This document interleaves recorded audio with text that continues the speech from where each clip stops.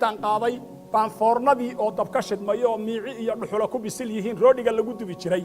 baan hooyada intaan isku duuduubay oo dumiyay qayb kamida baan dhex dhigay oo ku daboolay iyadoo cabaadayso hooya ile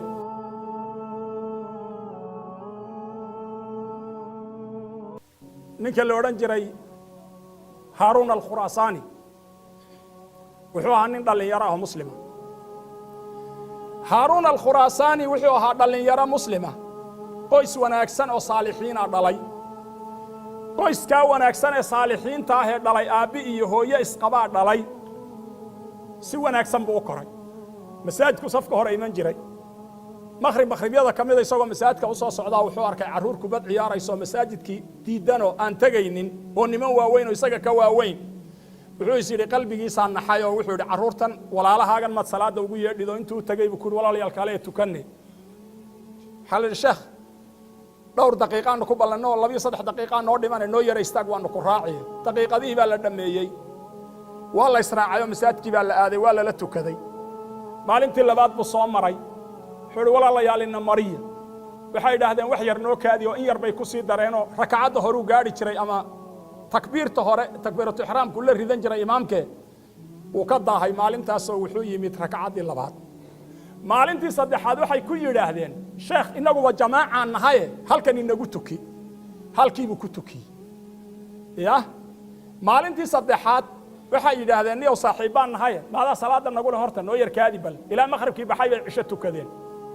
maalintii afraad isaga la tashkiiliyay oo meelaha ay u kici jireen bay u sii qaadeen aabihii baa raadiyay wuu garaacay salaadii buu ku soo noqday way kala maqnaayeen muddo maalin dambe la isa salaamo leh Allah war cunugii fiicnaaniyo xaquu ka misaadkii buu ku noqday dhowr jeer markay dhacday taasi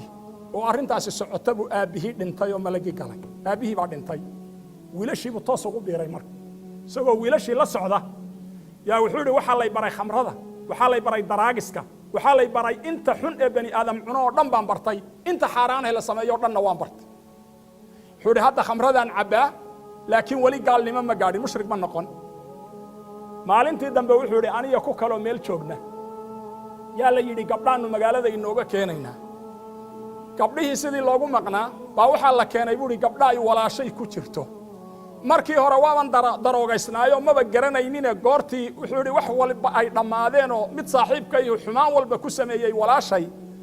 bay soo kacday oo iyadii garatay naxday oo arkayado sii ordaysa waan eegay mise wallahi waa heblaayo waan ka daba kacay oo kiibaan midi caloosha ku kala wareejiyay buu koow dhiigi islaam buu galay salaadii wuu ka tagay khamradiina waa cabay dhiig islaamna waa maraya Soomaha habeenada ka dambeeya Ramadaan baa soo galo habeenku Ramadaan ku dhamaaday iyadoo takbiirta la qaadayo baa anoo khamro ka soo dhargay baan gurigii hooyaday imido hooyaday baa aad intay u ciishootay bay tiri maxoolihii hebel baano nool khamro lagu cabaya markaas ay wax meelahan igaga dhufato goortan xanuunsaday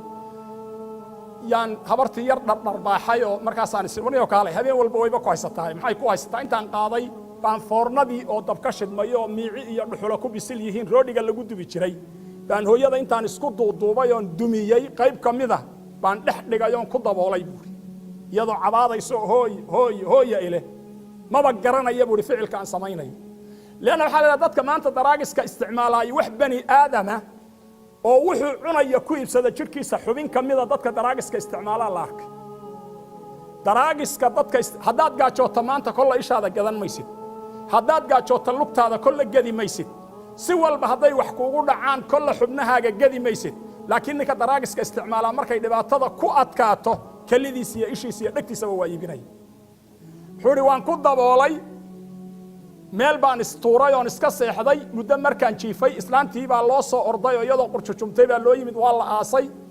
markii la aasay baa gurigii la iga saaray subaxdii dambaan iska soo qureec doonta islaantaydii markaas ay tiri iimaanka alla ka qaad ma waxaad xalay samaysay baad aniga qureec iga rabtaa warsoo iimaan laawi hooyadii dilay matid na maxaad leedahay marka uu qumanya na maxaad leedahay hooyadaa waad xalay dishay seen u dilay hooyaday anigu xalay maba aragay barmeelaad hooyada xalay dab ku riday baadan ogeyn oo intaad god ku riday waliba aad afka kaga dabooshay dhuxulaha ololay oo foorno ku shiday xalay hooyada ma ogi buu halka markaan marayay baan baraarugay buu marka waxa ay gaaray markaasaan gartay markaasaan dadkii adoomaha oo dhan ka cararoon isiri bal ilaahay caabudo bal inaad hadda soo noqon karto isku day سقال إيا صدن جير مركان حجيي يا إمام كاللوران جيري مالك ابن دينار تقيقا هاي عابدك هاي محاكو هذا سلف كي ومضى كمدك ها مالك ابن دينار بحجك يمد حجك مركو يمد بو يضع عرف الله تاغن يهي بو إلهي آدو بري مركو إلهي آدو بري با وحو كريوضا يضع هاتف لهد لايو قلبي جيسا لغو سور ردي انت الروح ريو يمد با وحو كو يري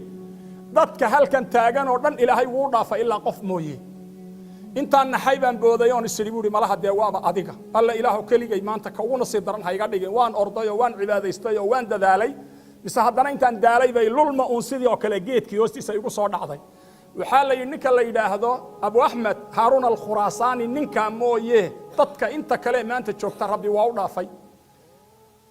waa maalinta ilaahay ducada bani aadamka oo dhan aqbala way wuxuu yiri waan soo orday waan raadiyay waree Khuraasaan bicsadoodii halkay degan tahay qoladii xajka uga soo qayb gashay halkaas ay degan yihiin waan u tagay waxaan idhi walaalayaalow Harun al-Khurasani tus markaas la yiri Harun al-Khurasani miyaan ku tusnaaha waa ninka duqeehe cibaadaysanaya ooyaya salaada ku jira markaasaan ag fadhiistay salaadii markuu ka baxay yaan salaamay markaasuu igu yiri Malik ibn Dinar baa tahay ha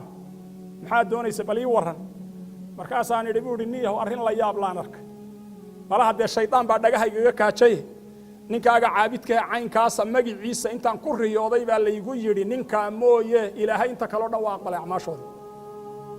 soo garan mays ka waran markaasuu intuu saa ii soo eegay igu waa nasiib darro aan qabo oo 39 jeer oo maanta ka horeysay baan halkan imidoo 39 jeer ba Carafa ruux baa intuu yimid igu yiri adiga ilaahay kuma dhaafin oo waan kugu riyo waa markii afartanaad buu Maalika waxa dhameystiraysaa markaasuu bilaabay inuu ducaysto yiraahdo ilaahay hadadan adigu ii dhaafin yaa kale ii dhaaf inuu ilaahay u tabarruco aad isu bihiyo aad u ilmeeyo ilaahay oo gaftaasi way iga dhacday aan jahlin ba igaga dhacday cilmi la'aan ba igaga dhacday ilaahu hooyaday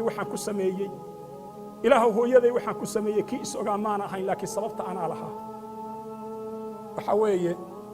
Malik ibn Dinar wuxuu yiri markaan isagii ka noqdoon muddo joogay maalmihii lagu jiray ayaamu tashriiq habeenkoodii habeen kamida oon mina u hoyday baan haddana riyoodo la igu yiri Ibrahim Harun al-Khurasani ilaahay waa u dhaaf waxa weeye xumaanta dambiba horta dambigu ku dhiiba لكن عبد الله بن عباس وحو كتغي قفكي قفت الى اله اكتي توبد ملها سومادان غران وحو يري اهلي مهايا وحان كفسرو خالدا فيها وكواريا معناheedu وارد انا هين انو وليغي كجيريو هدو توبد ليهي الهي خالدا ما يرaahdeen بو عبد الله بن عباس